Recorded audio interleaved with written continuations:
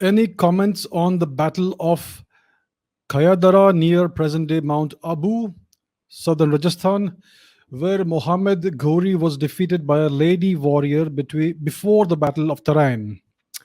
So, what you're referring to is the Battle of Kasaharada, which happened in the late 12th century. I think it was 1170, between 1170 and 1180 AD. So the antagonist was Muizuddin Muhammad Ghori, the invader from Afghanistan, the convert from Afghanistan, and the Indian defender was Rani Naiki Devi, who was the mother of Mool Raja II, the second king of the Mool Raja II of the Solanki dynasty in Gujarat and Rajasthan, in the ancient region of Rajputana. So this Gori guy was in. He had his intention was uh, to invade India and to capture the Somnath temple, because the Somnath temple was one of the richest temples in the entire country, in the entire world, and it was very famous. So he intended to loot this temple, destroy it, and take away the wealth. So at this time, you had the Solanki or Chalukya dynasty, the northern Chalukya dynasty, which is actually the Solanki dynasty, and their king Mulraja II was a child at the time. So his mother was in charge of the governance and defense of the kingdom.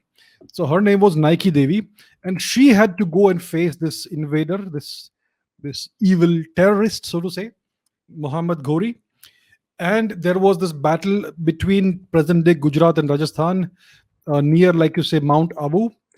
And the Rajputs, the Indians, they inflicted a disastrous defeat on the army of Muhammad Ghori. And he managed to go back safely all the way to Afghanistan. So, yes, this was a great victory for India. This was a great victory for the Rajput kingdom. But they let him get away. So yes, this was Rani Naiki Devi did a great thing. She was a great warrior queen. It is a great achievement for her. It goes on to show that Indians have always treated women with the utmost respect. They have elevated women to the highest of positions in society, and women were warriors when it was needed to be. She was at the head of her army. She was the commander in chief of her army in battle, not just in an armchair, right? So she was an actual warrior queen, and she not only went to war, but she defeated this monster, Muhammad Ghori. My issue is that she allowed him to get away with it.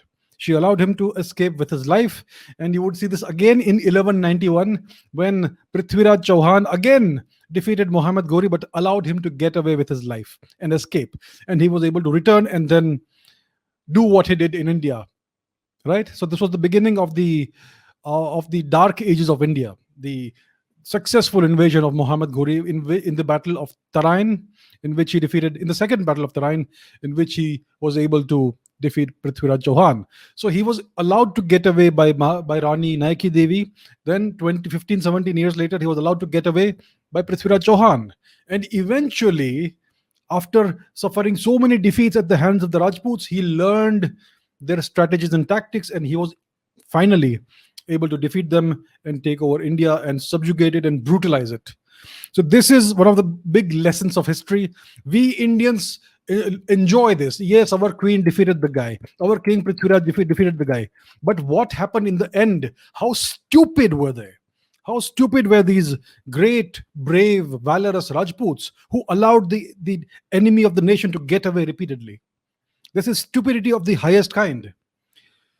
And please you must not construe this as anti Rajput sentiment. It is not anti Rajput sentiment. I am speaking as an Indian. So they allowed this guy, this terrorist, this monster, to get away repeatedly after defeating him. And that's why he was finally able to subjugate India. And that's how India fell into the dark ages from which it has not yet emerged. So, yes, Maharani Naiki Devi did defeat the monster Muhammad Ghori, and yet it was a pointless defeat. He did come back, he did destroy Somnath, he did subjugate India, and he did plunge India into darkness, which is still continuing, FYI.